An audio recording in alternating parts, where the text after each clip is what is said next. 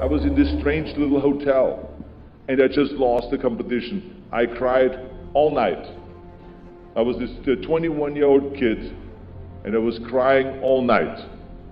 But then eventually I got back again and kept thinking about, what am I doing in America? I'm here to beat all of the American bodybuilders. I'm here to beat all of the bodybuilders all over the world. So let's get our act together. There will be Baypack time. It is so important that you work your butt off. Don't ever look for shortcuts.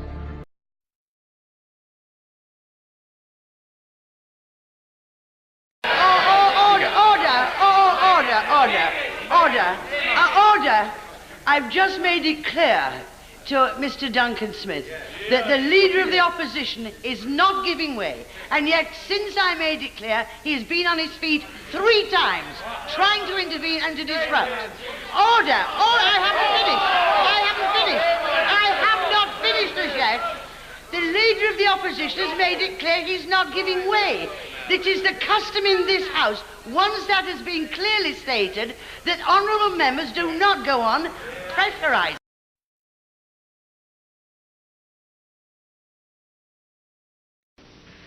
Well, I have to explain to you, I was never used to being happy. So that wasn't something I was sort of counting on.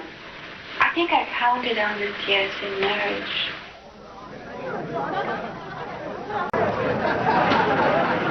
When I was very young, and I used to love to play house.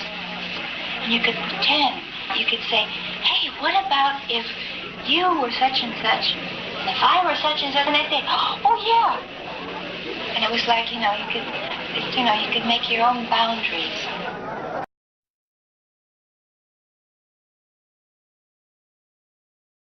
So let me ask you a question about this brave new world of yours.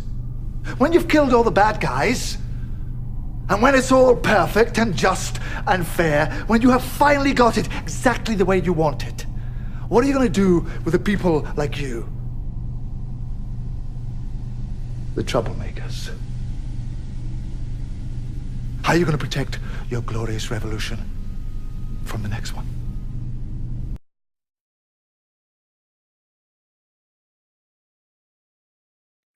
It seems, despite your exhaustive defensive strategies, you still have a bit of a security problem, Headmaster. I'm afraid it's quite extensive.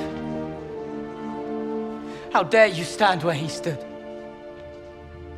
Tell them how it happened that night.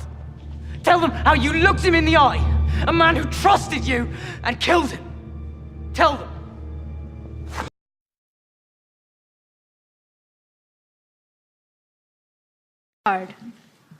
On the 9th of October 2012, the Taliban shot me on the left side of my forehead.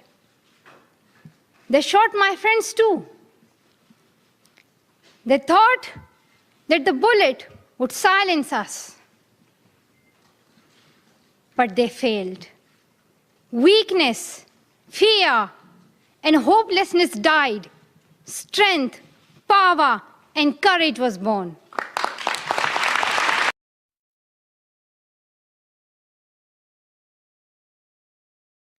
When you do that with footballers, like he said about Leeds, and when you do things like that about a man like Stuart Pearce, I've kept really quiet, but I'll tell you something. He went down in my estimation when he said that. We have not resorted to that, but I'll tell you, you can tell him now, if you're watching it, we're still fighting for this title, and he's got to go to Middlesbrough and get something. And I'll tell you, honestly, I will love it if we beat them. Love it.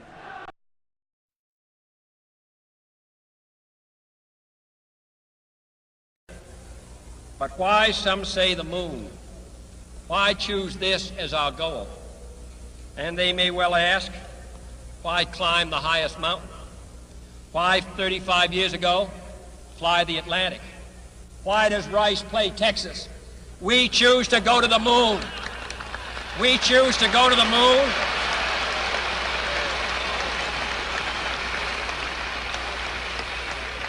We choose to go to the moon in this decade and do the other things, not because they are easy, but because they are hard.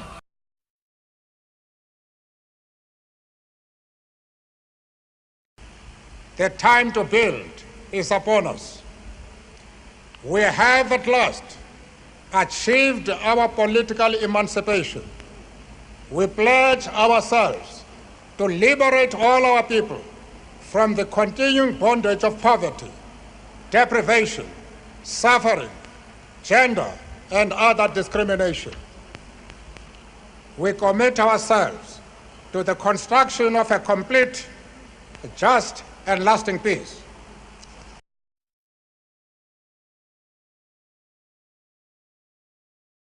The idea to do a prison series was originally mine. It was one of several ideas I had for doing 6 different characters in a series, a different one each episode.